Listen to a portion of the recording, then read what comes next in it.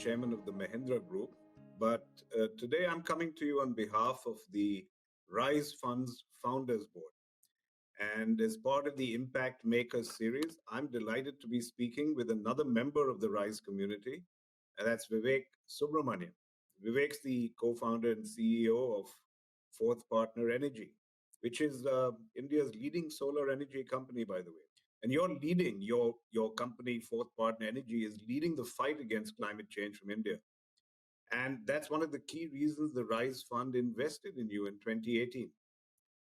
So even though Fourth Partner Energy is still in its early days, if I may say so, compared to our recent 75th anniversary at Mahindra, which sort of makes us like dinosaur entrepreneurs, I know you have a lot of valuable lessons to share as an entrepreneur, and I'd like to dig into them.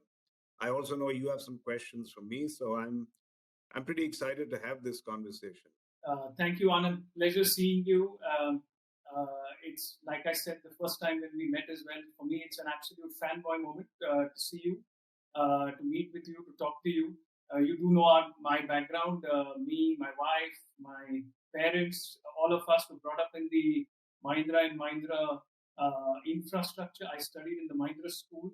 And in a very strange way, it's somewhere, I believe, karma, that I should come back the whole cycle and have the opportunity to talk to one of the key investors in the Rise Fund and somebody who knows the Indian business environment as well as you do. So thanks for making the time and giving us this opportunity. Well, a big thanks. Vivek, you went to the Mahindra school, as you said. I'm going today to the Vivek school. I'm going to learn from you today, I hope.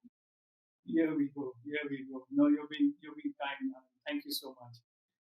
And if I may, let me kick it off with a question for you, and that is that, I know you're a runner, a passionate runner. You're a marathoner, I believe.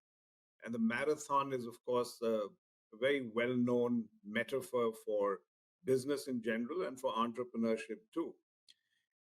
It's been a decade, so you're not that much of a fledgling since the founding of your company. And I'm sure that for you, it's been like running, like your marathon. I know that you heard the expression no quite a bit in the early days of your company. Customers, investors, partners, all of them refused to meet with you. That's a familiar sort of scenario for entrepreneurs. Banks certainly wouldn't have talked to you, I'm sure. What differences are you noticing, Vivek, in the way that these stakeholders are engaging with you, and particularly around the topic of environmental sustainability today versus back in 2010? Thanks, Anand, for that question. Have run a few marathons, and more than that, I'd like to actually pick on our common sport, tennis. I think it's more, my journey is more like tennis, I feel. I mean, I'm playing an opponent whose skills are changing all the time, who's much better than where we are. And as we are, that's the metaphor that I'd like to keep in mind, rather than the long distance running circuit, which is somewhere repetitive in its form. The Indian renewable energy industry has been, as you know, Anand, very dynamic. Every couple of years, the horizon has changed. The targets have moved up significantly. The leadership in India has actually drawn out numbers and targets which are significantly higher every year than most people in the industry would have predicted it. And that's been fabulous and exciting to watch. Every year we scratch our head and say, is this really achievable? Are we going to manage this kind of scale? Of course, with its hand in hand with the challenges that come alongside a really fast-growing industry in India. In the early days when we started, and our background, the three of us came from the financial services industry, we had to put our head down, learn the business, learn renewable energy. We saw what was happening in the West. We took inspiration from that and felt that India would be very ripe for such a growth, and the Indian C&I, or the commercial industrial segment, would be wanting to adopt more and more renewable energy and have control on the sources of power that they can tap upon as they are building their scale-up plans. That thesis has panned out, no doubt, in the last 10 years. But as all things in entrepreneurship, it's more a fluctuating curve than a steady line. And we've had to keep many times our head above water. Um, COVID, no doubt, again to use a metaphor, a light at the end of the tunnel. I think it's the sun shining at the end of it all for our industry. I think the sustainability conversation has become much easier, Anand. It's very interesting now that the kind of calls we are getting from corporates about how they want to make that migration through to a fully sustainable source of power sooner rather than later. There were corporates who were talking of 2025, 2030 to achieve 20-30% of their power sources. Now boards have I think, forced the management teams to make those to speeden those plans, and these numbers are quite exciting to hear about.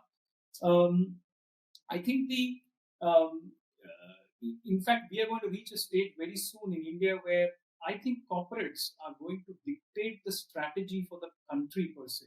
And I think corporates, yours inclusive for that matter, Anand, are all, I think, saying we need to adopt more and more renewable energy and are going to sit down with the powers that matter and say, we would like this mandate to be met sooner rather than later. Help make that for us and let regulation follow our aspirations. And this change in attitude that will soon come about, I think, in this context. I think governments will also realize that it's cheaper, it's cleaner. Look at what COVID has brought about to the whole world. We need to approach in the same aggressive form the sustainability mandate globally as well. Let me just pick up on what you talked about now about the imperative for people to follow this path of sustainability. So when you guys decided to form this company, as you said, you were in the financial sphere. When you thought of this idea, what was the real interplay between thinking that this is going to be the next big thing and therefore will be high growth and therefore will fetch high returns and rewards, and how much of it was, I want to make an impact and climate is a big deal for me and that's what I'm going to do and I'm going to keep at it. I mean, to put it in a very crude manner, if somebody during your brainstorming had come up and say, hang on, forget solar energy, I found something else which is going to get us to a unicorn status much faster, what would you have done? Yeah, and to be honest, Anand, that's exactly how it was, right? I think three of us got together. Ours is more a story of we being clear who we wanted to work with, and then ideating on what we wanted to do. And for the 2 months that we all sat together and brainstormed, the three of us, I can tell you there were all kinds of business ideas there, including milking of cows and playing online cricket as two separate issues. But we chose this field for 2 or 3 primary reasons. I think one was the impact. Without doubt, all of us had been in the corporate world for long. We wanted to feel excited about the work we're doing. We wanted to sleep well, if I may use a more easier term there. And we thought this is a lovely field to work in. India in 2010 was very small on renewable energy, especially wind being the only predominant source, apart from hydro, of course, that India was nurturing then. In the field of solar, what also got us very excited was the fact that in Europe and or in the US, for that matter, we were seeing distributed energy becoming more prominent. And this is a paradigm shift in general across the world. I met somebody from IFC once, and he had spent 35 years financing power plants. And I discussed the concept of distributed energy with him much later, 2014 or 15. And he very politely told me, it's fascinating what you're doing. You're just talking to the wrong guy, because I've spent 35 years just financing projects where larger is better. And what you're telling me is a completely paradigm shift in the way the world is going to generate and consume energy. And to me, that was very exciting. We had financed several companies who had been service providers to the power sector. In India, especially, how power was generated in one corner of the country and it's transmitted and distributed across the length and breadth of the country, and there are sufficient losses to go alongside. We thought this whole paradigm could be changed by us thinking about distributed energy. And the last point there, Anand, was we also saw it as a fabulous confluence of engineering, which we were very excited about, and finance, which we came from. So just bringing those two together was something that we thought we could do ideally well, and to a large extent, the thesis has panned out. Let me play shrink for a while, just for this next question at least. And I'm curious because yes, I see myself as an entrepreneur, but I'm almost like an intrapreneur, somebody who went into an existing business. As I said, I'm a third generation uh, family member in this company. And so it would be egregious of me to think that I could compare my courage and my risk taking capabilities to yours. But at the point when you had to decide that you're going to do this, and when you, maybe there were 2 points, maybe when you left your other job, and then when you decided we're really going to do this, what happened? What happened to you guys? And I'd love to know your mind and whether there was convergence with the others. What makes people like you take that plunge finally? Yes, no, midlife crisis maybe. No, so I think, look, I had done 6 years of management consulting and about 7 years of private equity. Was managing almost $400 million at that point. Started that firm from scratch, brought that up. Enjoyed building the fund and working with the companies where we had deployed it. And took a step back and asked myself. I mean, at that age, at that time, I was 37. I asked myself, do I see myself as a private equity investor for the next 10 years? And the answer was clearly no. I wasn't excited about transaction structuring, making new investments. I like the scaling up of businesses, and as most of us do, isn't it? When you are in a financial services private equity kind of role, people listen to you, and you always ask yourself, did he hear you because you were making sense, or because you had the check in your pocket? So it was a personal challenge. All three of us believed that we wanted to build an enterprise from start. In fact, our single criteria was no acquisition, no stuff to start off with. Let's learn how to do this from scratch. It was a personal quest for us. But more importantly, it was, I mean, all of us had worked internationally. We came back to India. We were all keen, the three of us, that we build a business in India that we feel proud about. And whatever we wanted to kick off and start, like I said, we looked at a couple of options. All three of them had to have employability, scale, impact to go alongside. And those criteria. Why was that? I think we just felt we had to give back. I mean, each of us, we had all worked internationally, all of us, like I said, and at that time, 2003, 2004 onwards, India started taking off. We were hearing good stories in India about entrepreneurs building businesses from scratch to go alongside, old firms like yourself, and we genuinely felt that the real test for our abilities as managers is going to come if we can set up an enterprise that can scale up and achieve the same standards set by some of the older economy firms like Mahindra and Mahindra, for example. So it was a personal aspiration more than anything else. I don't think we sat back and say, hey, are we going to be the next billionaires in India? I don't think for even once we kidded ourselves. We were prepared for failure. We were not sure how this is going to go. And we told ourselves, hey, let's give this 3 years. And if it doesn't, we'll go back, find ourselves a corporate job. We were confident we could do that. We had studied internationally. We felt it was not just in India, we could find ourselves a job abroad if we so needed the capital.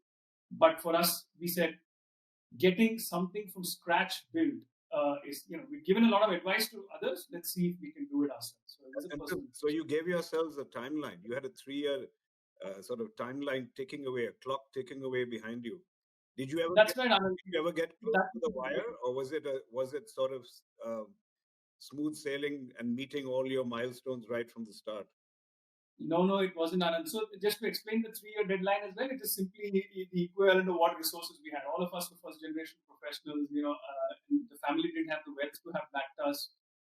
When I took back and discussed, in fact, at that point with my father, the idea that we were looking to want to build a business in the milk processing side, and he had a hearty laugh. He said, "For generations, we used to do that as South Indians, and we thought we left that behind. Are you sure you want to get there?" So I mean, we had our moments there, but I think when we started, we put a little bit of capital going. Again, some of the challenges coming from the investing side, we were very clear we couldn't have raised capital as we started. We didn't want to. We wanted to build an enterprise that can at least answer some basic questions of the investors. And we thought it would take us a year and a half before we can raise some venture capital money. It took us longer. Bear in mind, 2010, 2013 odd, I don't think a lot of bankers wanted to even meet us. They would ask us to leave the room. Power sector was a bad word. And in that, when we talk about solar, which is an esoteric technology, they just didn't think that this is something that they wanted to entertain. And it was tough discussions and conversations to have for some time. But I think somewhere we may have got lucky. We did a few things right, and we put our head down and said, let's build the capabilities first. And for us, we understood financing. What we didn't understand was how to build a plant. And we said, let's first understand what it takes to build solar plants. So we build our execution, maintenance, design, technical capabilities to go alongside. And that stood us in good stead. Today, when we go to corporates and we pitch to them our capabilities, we're saying it's not about, so forget what we offer, tell us what you need. Do you want to own the asset or do you want us to finance it? So we give customers the options. And any option that they choose, we tell them end to end, the capabilities are in-house for us. You're going to see someone wear a Fourth Partner Energy t-shirt, sit in front of you and manage this for the next 25 years. I'm going to continue wearing the hat of shrink for just one more question. And that is about the word impact. We are an impact fund. There are a lot of stereotypical ideas that come into people's minds when you think of impact. And of course, it sounds like social service, and it's usually about helping people improve the quality of their lives. But there are many ways in which people make impact. There are many different ways in which people leave their footprints on the sand. Let's look at Elon Musk. He is the topic du jour around the world right now. I don't know Elon that well. I've only met him a couple of times, but I don't think he was thinking that I'm going to make an impact in terms of how many people will I employ, how will I raise the standard of living. I think he just wanted to make an impact on how the world would think, how the world would change. He believes people need to have habitat on Mars. So he's leaving a huge footprint on the sand. How do you weigh out on impact, and how do you think about those two kinds of impact, or is this a false dichotomy? Yes and no, good point. I think the false dichotomy point is interesting, Anand. So when we started this venture, for us, impact was about first scale and employment. It was about wanting to make sure we build an enterprise where our employees would feel proud about working with us. And to me, always the model was the Infosys model. We want to make a lot of millionaires out of the people that we employ. So that for us was a notion of impact. The second notion of impact was the line of business that we are in, and there we chose well. So the collinearity is so obvious. Every megawatt we install, we are adding the equivalent of 60,000 trees. So all we have to do is just do our job. And just recently, when we completed 10 years, Anand, and we ran a town hall on that, and we invited families to hear through what we've achieved in 10 years. And the one thing we were harping about, and we felt that all members of the families should feel equally proud about what the people are doing, what their members, what our employees are doing at work. So this is real value that they're adding to the world today, and they're trying to slow down that cycle that's going downward in terms of how we're treating the world and the environment, and are putting a positive footprint there. And we talk about that not now a lot more than we did in the earlier days, Anand. I think sometimes it's also about how you position impact at different stages of the firm. In the first 5 years, it was about profitability. We wanted to build an enterprise that was net profitable from day one. And we are proud. For 10 years, our balance sheet has been net profitable every single year. And we didn't believe in scale for the point of scale. It had to be profitable scale. So and that's how sustainable businesses are built. Case in point is the rice funds evaluation. One of the first things the team in Bombay looked at and really liked about what we've done is just this aspect that it has been commercially viable at every stage of scaling up. And then we slowly moved into how we're going to look at our employees, how we are impacting our customers, how we are adding to their bottom line, how are we building the sustainability plan for our customers. So we've now expanded the scope of impact now than we did before, and I think we should continue to evolve that. That's the way we look at That's a fascinating way of looking at it. It's, you don't look at it as if it's a kind of continuum of impact.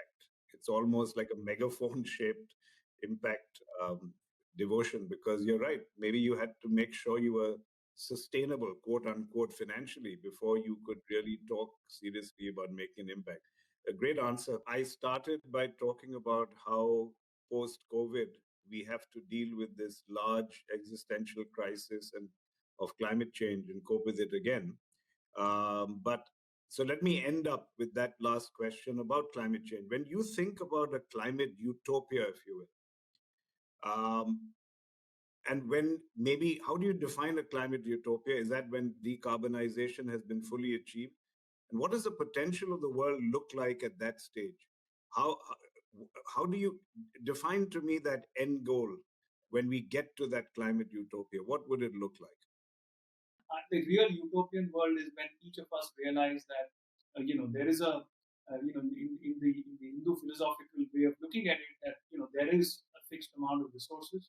We have to fit our life within that, and if each corporate does the same and says, I have to measure our carbon footprint end to end, include everybody's travel, include the kind of energy consumption that we are seeing across the manufacturing processes, across serving their customers, and then saying, what is it that I need to do to give back because I have taken more than I should, then we would have achieved an element of sanctity there.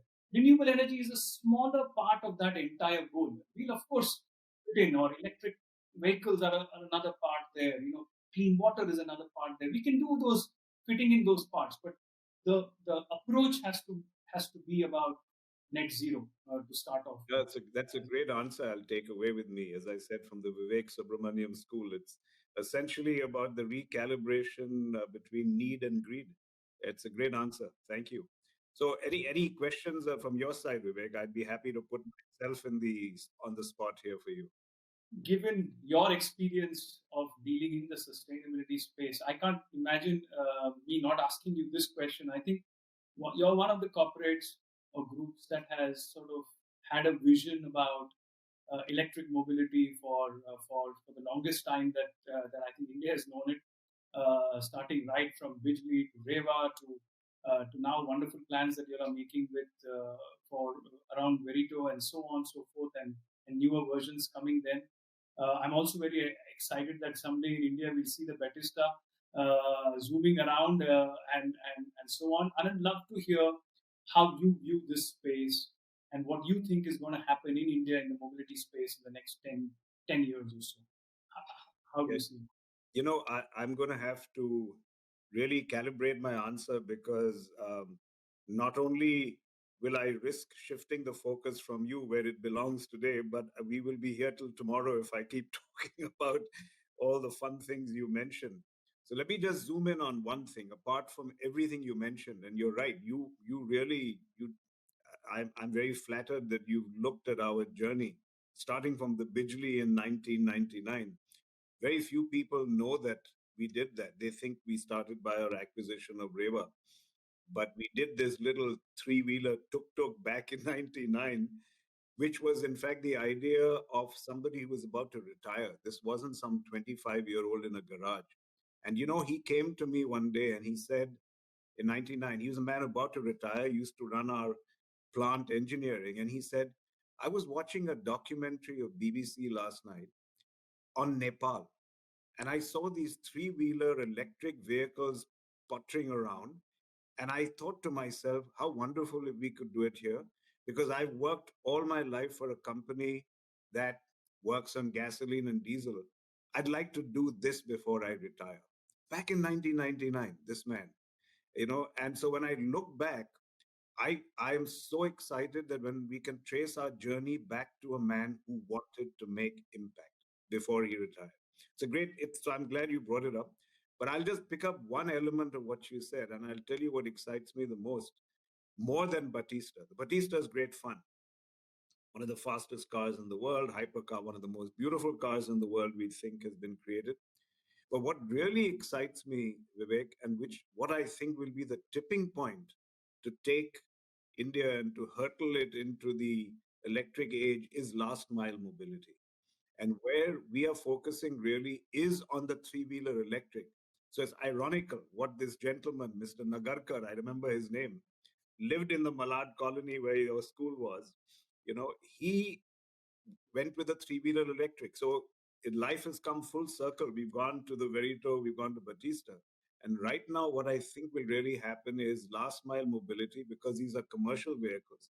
So as you know, the price parity comes right away because usage is what determines whether an electric vehicle is going to be as economical as a gasoline or diesel, how much you ply that vehicle.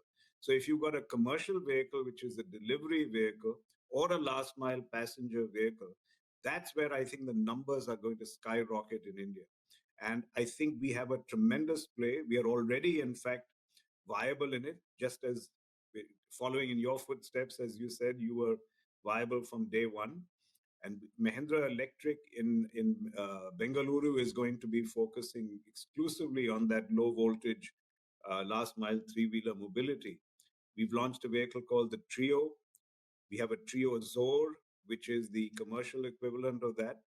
And I'm personally very excited because everyone's looking at the passenger car segment. And Elon is coming into India next year, so people are focusing on that. I think the real revolution in terms of volume of electric, and therefore the biggest impact is going to be in last mile mobility. Interesting.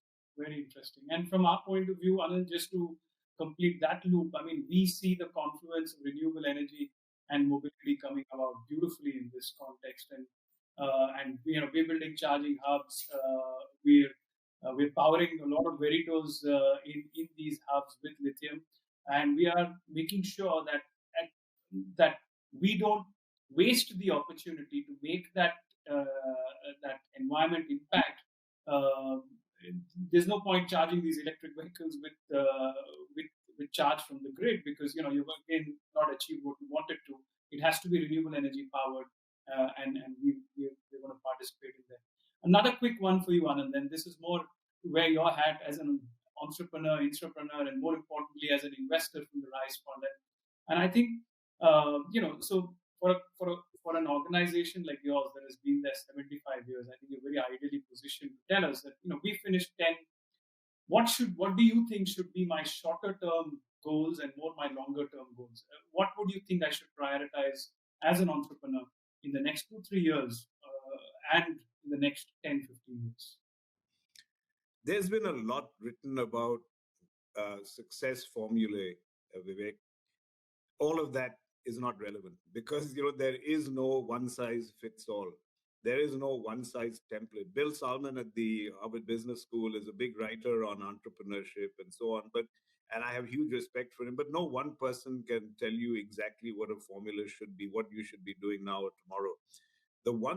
There are two things I've seen um, which need consistency. I think passion, first of all. That passion, if you ever lose that, if you ever lose your mojo, if you ever feel I'm tired, I don't want to do this, you're going to fail. I don't care what you're doing, how well you're doing it. So that passion has to be your first and foremost renewable energy. Forget solar. It's your passion. If you run out of the generation of passion, you are not going to keep going. You're not going to reach 75 years.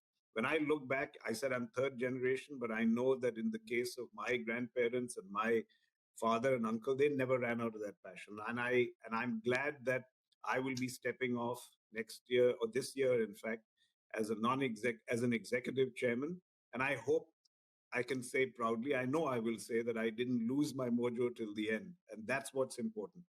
The second thing, of course, is purpose.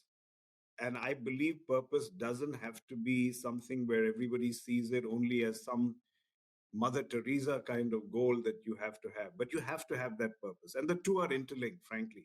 I don't think you can get passion without purpose, at least not long term passion.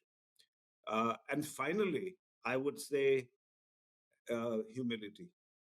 Now, these are all very fuzzy things because, as I told you, the templates of what you should be doing as an entrepreneur, you can read about in the Harvard Business Review. Somebody will tell you that. I don't think they're guarantors. But the final one to me is the most important. And it's not as fuzzy as one thinks. If you're humble, if you're willing to learn, then you'll be curious. People who are not, don't have humility are never curious because they don't care about other people. They think they have it all, they know it all. Therefore, curiosity comes only out of humility. And from curiosity comes learning and therefore innovation and the ability to constantly reinvent yourself. So I think that's the continuum: humility, curiosity, inventiveness. And therefore, you end up with innovation and inventiveness, which sounds harder, but I don't think they will happen without the first two fuzzy elements. So I'm sorry to sound like I'm No, maybe that's inhaling good. some illegal substance while telling you all of this. There's nothing hard that I'm telling you, but I think it's always the soft stuff. It's always the poetry that wins. Uh, I had a wonderful conversation last night with a professor at a business school who's writing a case on us, and I loved his phrase. He said, you know, if you want to lead properly, you need to do the plumbing. You can't forget that, but you need the poetry. And frankly, that's what I love about the Rise Fund. That although I love the two. The reason I'm a board member here and why I got intrigued by it was because I don't believe that purpose, the SDGs, will ever come about if it is only about ticking a box, about saying my conscience told me to do it. It has to be about getting a return on what you invested. So I love their plumbing approach, their hard nuts approach about going to saying that, look, we need to get a return and we have to not compromise on that.